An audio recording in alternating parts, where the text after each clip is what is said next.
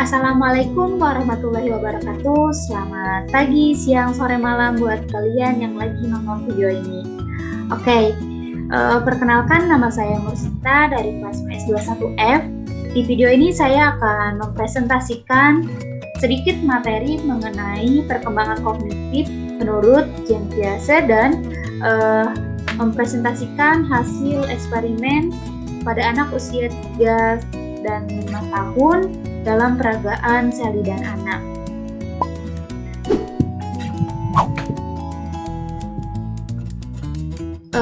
Video ini dibuat dengan tujuan untuk memenuhi tugas mata kuliah pengembangan anak yang diampu oleh Ibu dosen Ibu Cempaka Putri Dimala dan Sisi.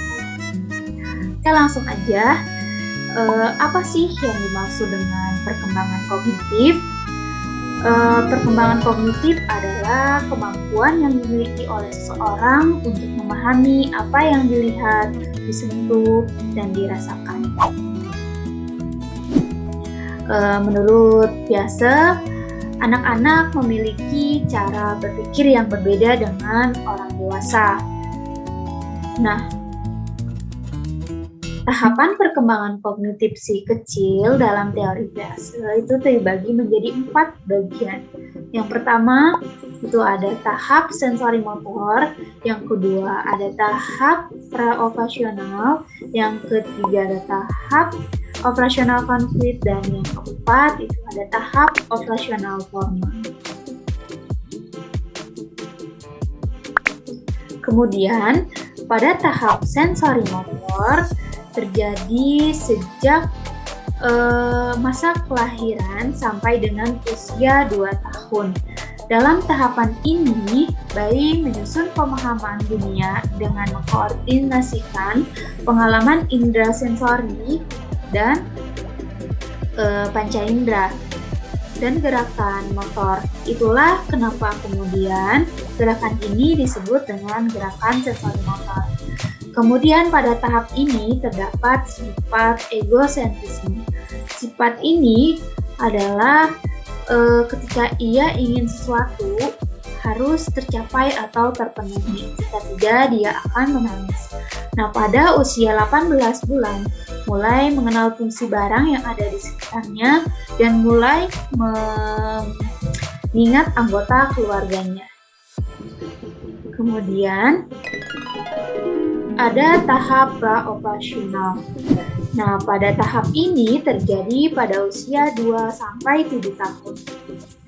Terdiri dari 2 subtahap, yaitu fungsi simbolis dan pemikiran intuitif. Pada subtahap fungsi simbolis itu terdapat atau terjadi pada usia 2-4 tahun. Kemudian mulai mempresentasikan objek yang tidak hadir dan meningkatkan fungsi simbolis nampak melalui perkembangan bahasa dan sikap bermain. Jadi bermain ini adalah salah satu peningkatan fungsi dari simbolis anak tersebut. Kemudian pada subtahap pemikiran intuitif itu terdapat atau terjadi pada usia 4-7 tahun. Kemudian mulai melakukan penalaran primitif, kemudian rasa ingin tahu yang besar, dan belum mampu operasi. Selanjutnya ada tahap operasional konflik. Pada tahap ini terjadi pada usia 7-11 tahun, kemudian mulai menggunakan operation, penalarannya mulai menggunakan logika, tetapi dalam batas konflik, kemudian kemampuan mengingat dan berpikir logis. Nah, pada tahap ini egosentris mulai menghilang. Lanjut, ada tahap operasional formal. Pada tahap operasional formal ini terjadi pada usia 11-15 tahun. Pemikirannya abstrak, idealis, dan logis, mampu melakukan hipotesis deduktif untuk memecahkan masalah dan kesimpulan sistematis. Dan kemudian Di sini saya melakukan eksperimen terhadap usia 3-5 tahun. Yang pertama itu ada yang namanya Guntur Mahesa, berusia 3 tahun, dan yang sebelah kanan ada Dini Anggraini, berusia 5 tahun.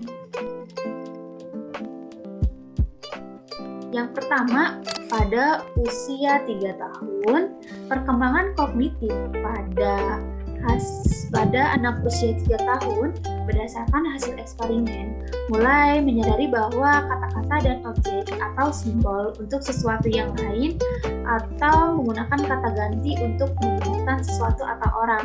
Seperti contoh, kedua boneka itu diberi nama, yang pertama bernama Sally, yang kedua bernama Anna. Kemudian yang kedua, pada anak usia 5 tahun. Pada perkembangan kognitif pada anak usia 5 tahun ini sudah dapat memantapkan konsep secara kognitif dan pemahaman anak terhadap segala sesuatu yang ada dan terjadi harus dibuat oleh makhluk hidup seperti Tuhan ataupun manusia. Nah, apakah ada perbedaan di antara kedua anak tersebut? Pada anak usia 3 tahun, pada konversi yang berkaitan dengan pemusatan, yang merupakan pemahaman bahwa kuantitas akan tetap sama bahkan jika kita mengubah ukuran, bentuk, atau wadahnya. Pada usia ini, anak tidak dapat memahami konsep ini sebelum dirinya berusia 5 tahun. Sedangkan pada anak usia 5 tahun, sudah terlihat lebih fokus akan sesuatu dan mulai paham akan pemahaman bahwa kuantitas akan sama jika kita mengubah ukuran, bentuk, atau wadahnya.